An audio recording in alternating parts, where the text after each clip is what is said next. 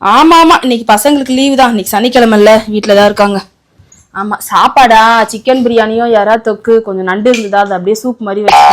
அவர் non veg இல்லைன்னா சாப்பிடவே மாட்டேங்கிறாரு, என்ன பண்றது? ஓ, அதை கேக்குறியா?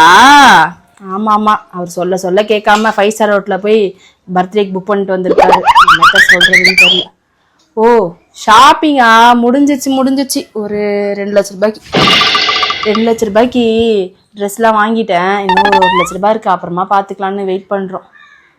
கிஃப்டா? ஐயோ, அதை ஏன் நீ வேற கேக்குற?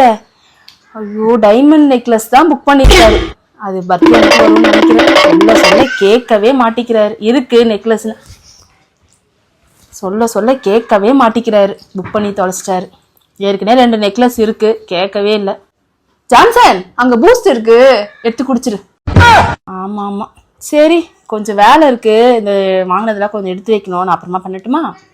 ஏண்டி எதுக்குடி இவ்வளோ போய் பேசுற? அதெல்லாம் உனக்கு தெரியாது, நீ சும்மா இரு.